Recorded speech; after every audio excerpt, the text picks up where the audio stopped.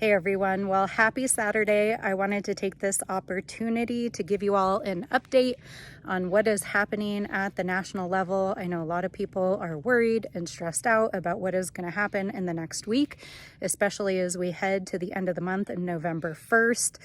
But I do hope that you all are finding time this weekend to do things that bring you hope and joy and peace, and to spend time with your loved ones. But I do think it's important to know what's going on, so I am here with a quick update on what to expect in the coming week and what we are doing to fight back to protect our communities. I think if anything is clear, this week demonstrated that the White House and the president and the GOP are more concerned with building ballrooms, bailing out billionaires, and blowing things up than they are feeding families, our federal workers, fixing healthcare, and firming up our national security, because everything they did this week indicates that they are in it for themselves and for their friends, and they don't care what happens to the American people. Now, the Speaker of the House officially announced yesterday that he is closing the House once again for 5 weeks in a row starting this next week. That means that for 5 weeks, the Speaker of the House has completely locked out the House of Representatives. They have shut it down. They have canceled votes. He is still refusing to swear in Adelita Grijalva. There is now a lawsuit pending from the state of Arizona, and he is refusing to bring his members back to Washington, D.C. to negotiate a deal to fix healthcare, to fix the budget, and to get the government reopened. But Democrats understand the stakes.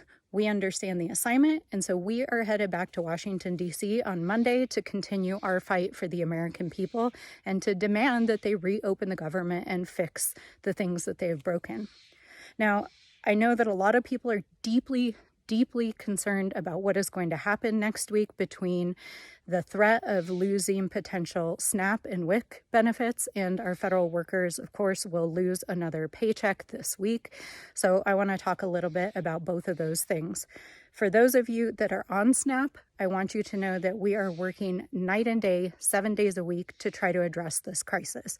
I am working with the rest of the New Mexico delegation, my congressional colleagues, and the governor's office and our state to try to identify emergency measures to get food to families.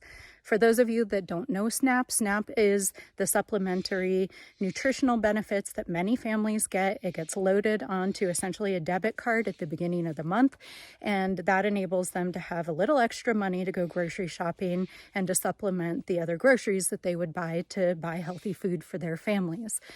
What has happened over the last week is that the administration sent a letter to states essentially telling them that they could not load up the EBT cards of SNAP beneficiaries for November. That is illegal. There are contingency funds sitting in the federal government's budget to allow those funds to continue to flow. And the administration, the White House, is choosing to try to force states to not give food assistance to millions of Americans.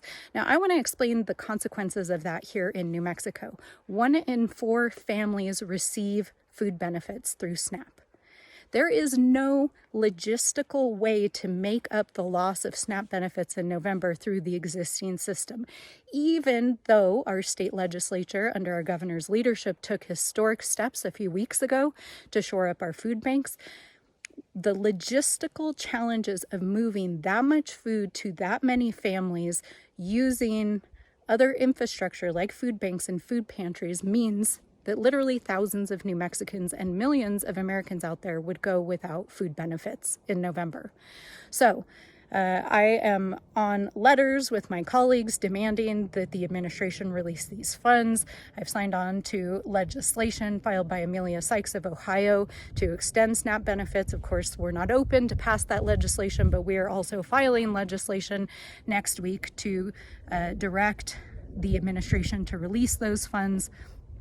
And our state attorney generals across the country are suing the federal government to release those funds. So it is an all hands on deck situation. We understand the consequences and we are fighting for our communities. I know a lot of federal workers and others out there, contractors, are also very, very worried about the loss of this next paycheck. We want all of you to know that there are a lot of resources out there.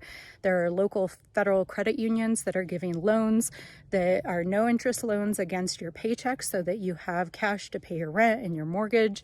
Our food banks are also gearing up to increase support for families that may need extra help with food the next several weeks. Our utilities are also helping families who currently are furloughed or do not have access to resources. And there are other programs and resources across our communities. I've just spent my week here in New Mexico meeting with our tribal leaders, with our communities, with state government, and I understand how truly worried people are right now. I want you to know that we are on the front lines. We are fighting every day to get the government reopened, to address this food emergency that is being manufactured by the White House. And of course, we know that starting November 1, open enrollment for health insurance is going to open all across the country. We're also working with the state, who is going to supplement the first 6 months of those who are on the exchange to make sure that your healthcare benefits do not go through the roof. That's the result of the governor and legislature's leadership here in New Mexico. But I know so many people are hurting out there, so I want you to know that we've got your back. Please call my office if you need any assistance, and we'll be there fighting for all of you. But in the meantime, I hope you all can get some rest. I hope you all can do the things that fill your cup. And I just want you to know that I am sending you all so much love out there. All right, bye everyone.